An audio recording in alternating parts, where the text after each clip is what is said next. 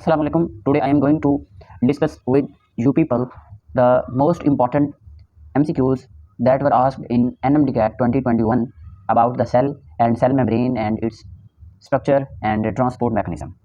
Let's start. Question number 1 is, which is the true about plant cell? Which is the true about the plant cell? Plant cell के बारे में क्या सही है जी? Cytoskeleton present होते हैं जी. मोस्ट हैव लाइसोसोम्स, ये बात सही है. फैगोसाइटिक सेल्स होते हैं, ये ऑल ए एंड बी. तो सबसे पहले तो आप इसको पॉज करेंगे, उसके बाद आप इसको डिटरमाइन करेंगे. तो अब चलिए स्टार्ट करते हैं. मोस्टली हैव लाइसोसोम, बी से स्टार्ट करते हैं जी. तो लाइसोसोम का काम क्या होता है? फैगोसाइटोसिस करवाना, कैटालिटिक एक्टिविटी करवाना, जो कि प्लांट सेल नहीं करवा सकते. तो जब ये वाला ऑप्शन गया लाइसोसोम वाला, तो फैगोसाइटिक सेल भी गलत हो गया. अब जब दो गलत हो गए हैं तो B, C and D, all A and B, C, ये भी रिजेक्ट हो गया. तो अब हमारे पास just we are left with the one option, that is cytoskeleton present. That is the answer and that method is called exclusion method. ये आपने याद रखना कि इसका एमसीक्यू का आंसर ना हो रहा हो तो आप उसको इस तरह से निकाल सकते हैं.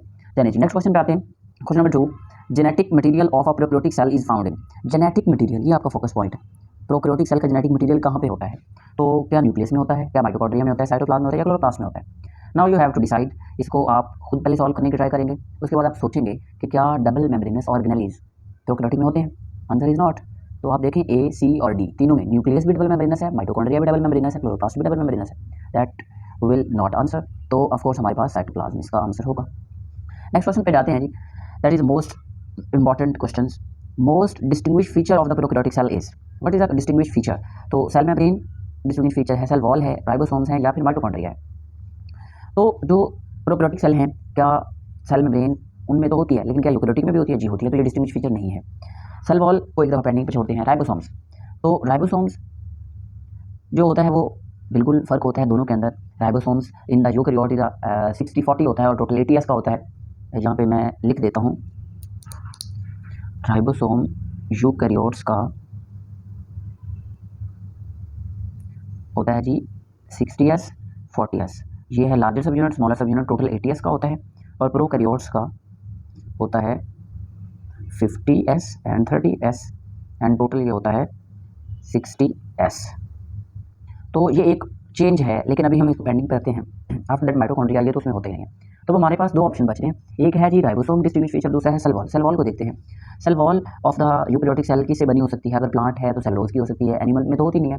इसी तरह से अगर फंजाई है तो काइटिन से बनी हो सकती है, जिसको आप एक और भी नाम दिया जाता है, ये आपने खुद बताना है. अच्छा, क्या नाम दिया जाता है ये आपने कमेंट में लास्ट में बताना है मुझे जी. तो cell wall of the prokaryotic cell peptidoglycan से बनी होती है. Peptidoglycan, that is the most distinguish feature.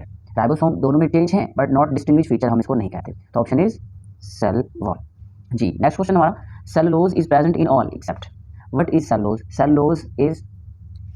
Cellulose क्या होती है जी? एक कार्बोहाइड्रेट है. कौन सी कार्बोहाइड्रेट? मोनो, ओलिगो या पॉलीसेकेराइड? तो सेलुलोज इज, जी बताएं कमेंट में. इसका भी आंसर करना है आपने, दो आंसर करने हैं आपने.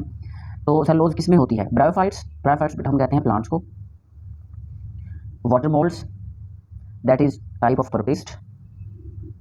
क्या ये प्रोटिस्टा होते हैं? प्रोटिस्टा में ग्रीन एल्गी या फिर यू बैक्टीरिया. तो देखें जी, सेलुलोज पहले देखें कि सेल वॉल किन में होती है. तो now cell wall water mould में होती है, प्रोटिस्टा में सेल वॉल होती है, एल्गी में सेल वॉल होती है, प्लांट में सेल वॉल होती है. Cellulose is present in all. देखिए, तो जिसमें सेल वॉल होगी उसी में सेलुलोज होगी ना. तो इसमें से जो आपका आंसर है दैट इज यू बैक्टीरिया, क्योंकि इसमें ना सेल वॉल है ना फिर सेलुलोज होगी जी. नेक्स्ट क्वेश्चन है हमारा, type of transport that involves gate. देखिए जी, गेट्स किस में इन्वॉल्व होते हैं? क्या डिफ्यूजन में इन्वॉल्व होते हैं, क्या ऑस्मोसिस में इन्वॉल्व होते हैं, क्या एक्टिव ट्रांसपोर्ट में इन्वॉल्व होते हैं, क्या फिर फैसिलिटेटेड डिफ्यूजन में इन्वॉल्व होते हैं? Now you have to answer type of transport that involve gates. What are the gates actually? Gates actually the transport proteins, जो कि ट्रांसपोर्ट प्रोटीन से बने होते हैं. और ये ट्रांसपोर्ट प्रोटीन्स कौन सी प्रोटीन्स होती हैं? इनको हम कहते हैं चैनल प्रोटीन्स जी. तो क्या ये डिफ्यूजन के जरिए या ऑस्मोसिस? ऑस्मोसिस किसको कहते हैं? वाटर मॉलिक्यूल का हाई कंसंट्रेशन से लो की तरफ जाना, दैट इज कॉल्ड ऑस्मोसिस. और that is not through the channel proteins, that is through the phospholipids, जिसके उसके हेड के जरिए से हो जाती है. Active transport, no, gates are not involve in active transport. Facilitated diffusion, no, अगर facilitated diffusion through the carrier proteins, not through the channel proteins. And the option is correct option is diffusion. That is our. Thank you very much. Subscribe my channel and hope so कि हम इंशाल्लाह हर chapter की इसी तरह से most important MCQs लाते रहेंगे. बस जुड़े रहिएगा और अपना बहुत सारा ख्याल रखें, अच्छी से तैयारी करें और अच्छे से डॉक्टर बनें और अच्छा से इलाज करें.